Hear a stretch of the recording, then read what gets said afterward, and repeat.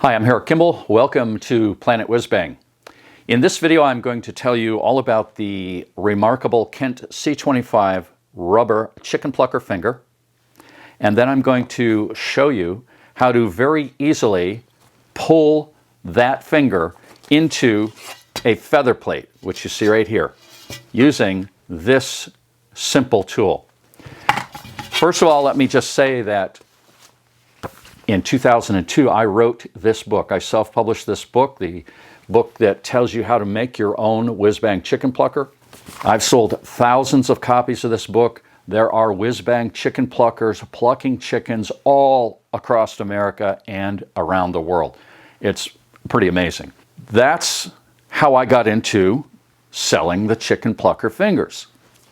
Once the book became popular, it occurred to me, maybe I could start selling parts to people who are following my instructions. And that was what I did. I no longer sell the feather plates like you see right here. I no longer sell other parts except these plucker fingers, these remarkable, amazing Kent C25 plucker fingers. Let me say, though, that the feather plate and other parts you need to make your own Whizbang chicken plucker are still available. You can go to my website, go to the poultry processing webpage at my site, planetwhizbang.com. I'll put a link below, and you will find a link there to a place where you can buy the feather plate and other parts you need to make your own Whizbang chicken plucker. These plates that I was selling, I bought from this place that I'll send you to. Okay. The only difference is that I would round these plates here all the way around the perimeter so they didn't have a sharp edge. I don't think that the place that I'm going to refer you to buy them from does that, but you can do it with a file yourself, and that prevents any errant chicken appendages, legs and wings, that might slip down into the feather plate gap from getting sliced by a sharp edge. It happens, but if you round the edges of your feather plate, it's less likely to do any damage to the chicken. But I'm getting off on a tangent there. The fingers. I want to tell you about the fingers, and I'll close up and show you how to pull them in to the feather plate or into the side walls of your plucker. These fingers were developed by a man named Kent Tomlinson back in the 1940s.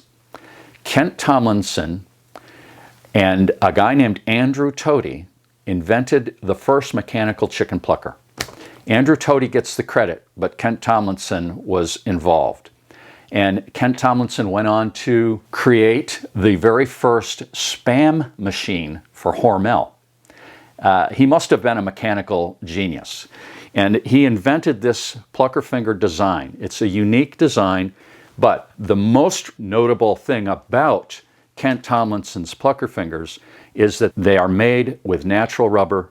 I don't know of any other chicken plucker finger. I'm pretty sure there is no other chicken plucker finger that is made with the natural rubber composition of these fingers.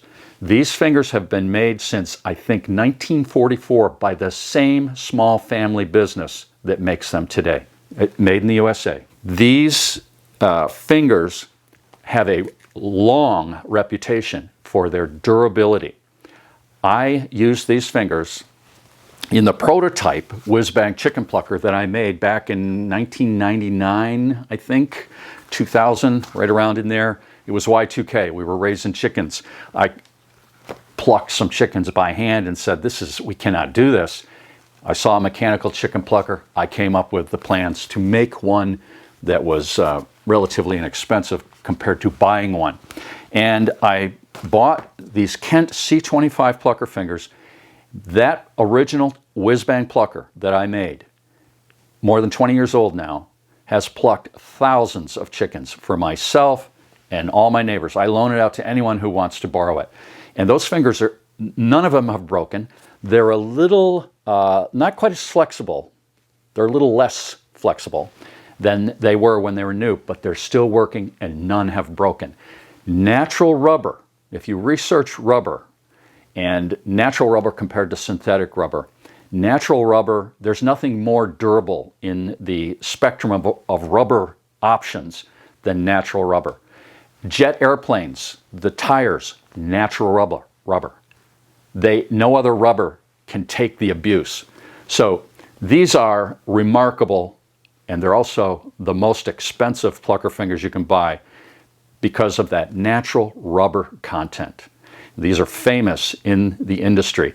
I sell them. I've sold them since 2007. I've sold hundreds of thousands of these fingers, and I'm continuing to sell them even though I'm no longer selling these parts. I need to show you how to pull these fingers into a feather plate. Now, this feather plate right here, the ones that you can get, are 3/16 of an inch thick. The original feather plates that I sold, and I made myself with a router and a drill press, were 1/4 inch thick.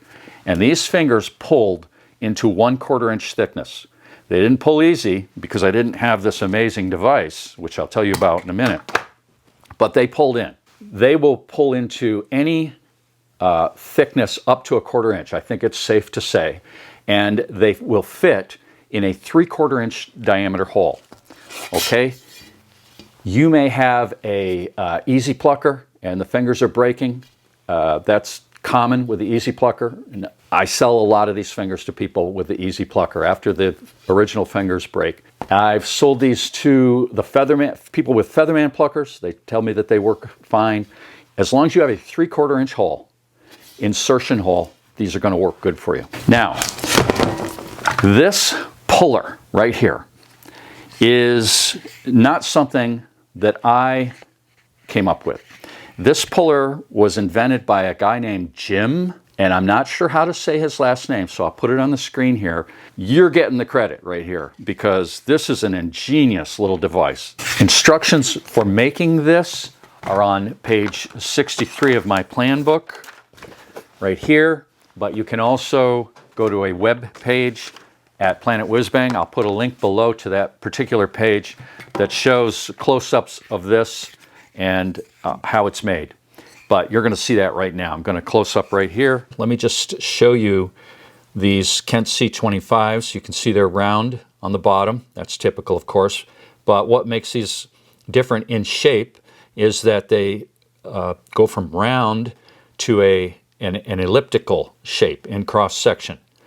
Okay, I don't know any other finger that does that. Very unique, and they have the cross at the tip. Now, I will show you this puller up close. You can see it's 3 pieces of wood. I screwed it together. It took me less than 10 minutes to make this. It pivots with a nail like that. It's got an opening here big enough to grab onto a finger. Okay, these 3/16 inch plates are countersunk on the bottom a little bit to make pulling them in easier, but it's still quite a chore without Jim's amazing puller. Now let's get down here and I'll show you how this is done. All right, put your finger up through the bottom there. You place your puller over the top, and it fits better one way than another. And then you will just lever it up like that. You see how much that stretches? That's natural rubber for you. It stretches up to a point where the shoulder, you can see the shoulder of the groove fits over the top of the plate. Now, I had a woman contact me and say that she made one of these. We'll do another one while we're here. And the fingers broke. And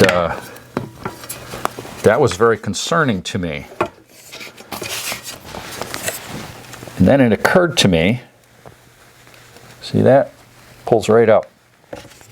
A child could do this. Give it a little pull there to get the rest of the shoulder up onto the top. And it occurred to me that she may not have been using these fingers. And so I said, "Did you buy your fingers from me? Are they Kent C25s?" And she said, "No, I got them on eBay." And so, oh, okay. Yeah, so if you're going to do this, it may only work on the natural rubber content of these fingers right here. We'll do one more. Here we go. Right up through. I should probably show you how to pull one in by hand, but that's pretty comical, especially when you got 60 plus fingers to pull in. I'll finish up with a couple of top-down views for you, and I should tell you that once these fingers are installed, there is no uninstalling them. There we go. You gotta take a knife and slice at the base to get them out. But they will uninstall themselves if you don't pull them in far enough. You don't get that shoulder up over the top of the plate. There. Okay. There you go. Kent's C25s and Jim's amazing finger puller. That's how you get her done. Thanks for watching, everybody.